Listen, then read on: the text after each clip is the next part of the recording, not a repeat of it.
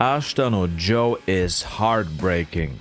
Joe versus Rikishi might be the saddest fight I've ever read. Starting off with Rikishi cutting down 3 weight classes to fight Joe. He's only eating tomatoes just like Takamura. He's not drinking any water, and he forced everybody at the gym to lock him into the basement. He even had all the faucets closed. The showers weren't working either. Meanwhile, Joe was training for Rikishi's deadly uppercut. He was dodging Danpei's and Nishi's uppercuts at the same time. Mind you, Nishi is a heavyweight. What kind of training is this? Look at him being close to death on the canvas. Eventually, he got so good he knocked out his coach with the cross counter. Those 2 maniacs are out of juvie, but they still train like they live in a prison cell. And it's time for the long-awaited fight. The 2 men bound by destiny meet in the ring.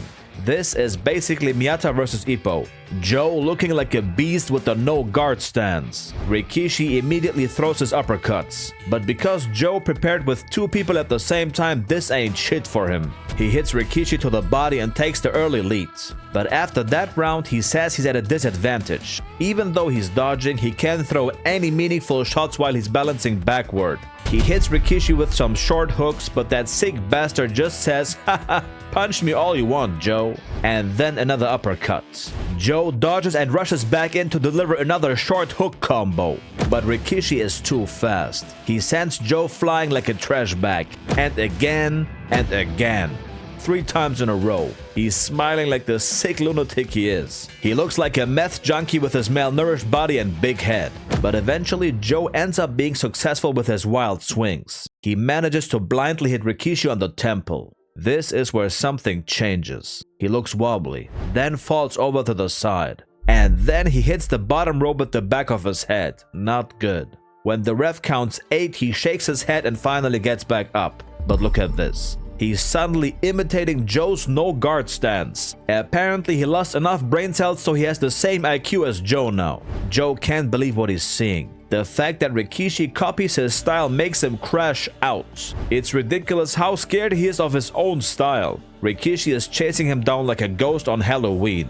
But then Joe has had enough. He pulls out the no-guard style as well. Now the tables have turned. Rikishi is bamboozled. Even the ref is dumbfounded. How was no one expecting this? And now for the final exchange. Joe is the first one to throw a punch after the double no-stance showdown.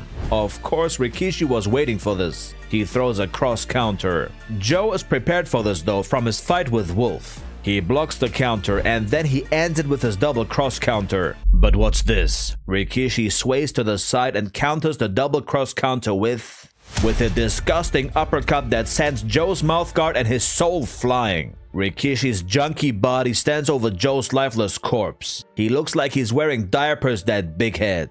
A complete ghoul he is. As the count starts, Rikishi falls back onto the ropes. Something ain't right. And the count hits 10. The winner is Rikishi. I didn't see this coming, to be honest. Eventually they shake hands like real men. He won fair and square. Not only that, he was nothing but dry skin and bones. But something happens. Rikishi doesn't grab Joe's hand. He falls forward. They think it's due to exhaustion. After the fight, the reporters come to Joe's changing room and break the tragic news. Rikishi, he's dead.